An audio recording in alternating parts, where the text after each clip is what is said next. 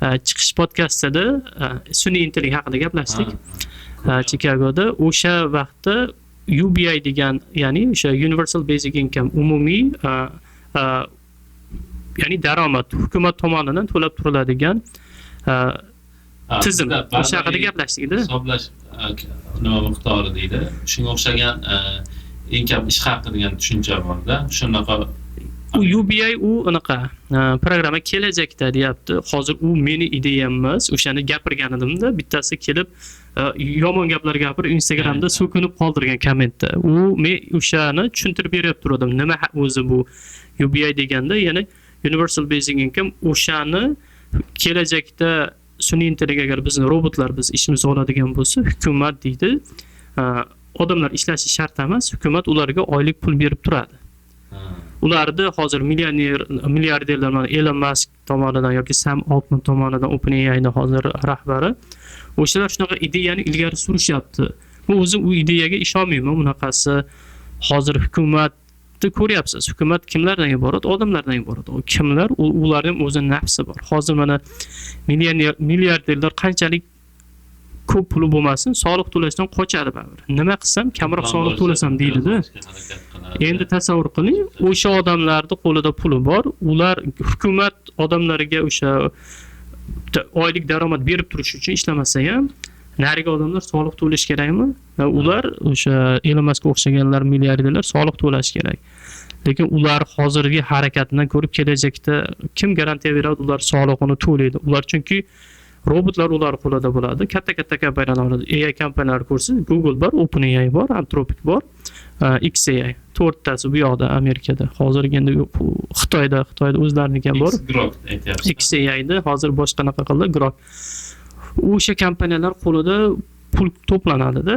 Hamma o'sha AI ertaga mana bu OpenAI deyman nimaniki Tesla botlar chiqaryapti. Elon Musk kompaniyasida Tesla botlar chiqarsa, u hamma faktoriyalarda, hamma korxona tashkilotlarida robotlar ishlasada, u robotlarning puli kimga boradi? Robotlar sotadi-yu, sotganda daromad Elon Muskga boradi. Qancha o'sha kam doiradagi odamlar qo'lida pul to'planib qoladi. Ular aytayapti, hozir hamma iqtisodchilar o'ylayapti, aytayapti, xo'p deyapti, agar hamma oddiy aholi ishsiz qolsa, u qanday tirikchilik qiladi oddiy aholi degan savolga ular aytishyapti, Universal Basic Income, ya'ni UBI ni o'sha umumiy daromad, ya'ni hukumat tomonidan to'lab boriladigan daromad bo'ladi hammaga, ishlamasalaring ham hukumat pul beradi deb ishontirmoqchi bo'lishyapti-da. Qancha yildan keyin taxminan o'zizcha mana bir nima qilasiz? Mana shunday robotlar zavodlarda, misol uchun odamlarni ish joyini egallaydi. Hozir boshlangan Amazon'da Kentucky'dagi warehouse'da deyarli 30-40% ishchilarini robotlar bilan almashtirgan. Ya'ni o'sha katta omborxonalarda yuklarni yuklash, tushirish, o'sha odamlarga ketadigan paketlarni o'sha qo'yib joyiga bir joydan ikkinchi joyga tashishlarni hozir robotlar qilishyapti-da. Hozir endi men aynan o'sha sun'iy intellekt bo'yicha mutaxassis emasman, lekin maqolalar o'qib turaman, nima bo'lyapti yoki mana shu yo'nalishdagi hozir eng katta odamlarni o'qib turaman. Nimada postlarni o'qib turganimda ular aytishyapti, ba'zi birlar aytadi, keyingi 5 yillikda, yana ba'zi birlar aytayapti, keyingi 10 yillikda demak hamma anaqasi katta o'zgarishdan o'tamiz. Hamma ishlar, oddiy ishlar robotlarga o'tadi, sun'iy intellektga o'tadi va aholi ishlashga majbur emas degan g'oyani ilgari surishadi. Bu meni g'oyam emas, yana bir bor, yana so'kmoqchi bo'lganlar shunaqa. Menimcha birinchi bo'lib hozir taksilar ko'proq, chunki o'zi bor-da. Mana haydovchisiz taksilar bor, Waymo hozir endi Cybercab chiqdi. San Fransiskoda ham yuribdi, ular ko'chada nima qilyapti, test qilyapti, test rejimida. Cybercab kichkinada, Waymodan farqi bunda Waymolarda rul, pedal bor-da. O'zi yuradi, lekin taksi, lekin xohlasangiz ham jismoniy boshqaruvga o'tadi. Odam boshqasi ham bo'ladi-da uni. Cybercabda hech narsa yo'q. O'tirasiz, oldi ham orqa ham faqat o'rindiq, torpeda. Yo'qda rul, pedal hech narsa yo'q. Agar o'sha ishga tushsa, misol uchun uni sotib olishingiz mumkin, o'zingizdan sotib olib kundalik taksiga ishga qo'ysangiz bo'ladi. Misol uchun olasizda uni Uberga biriktirib qo'yasiz, o'zi siz uchun ishlab yuraveradi.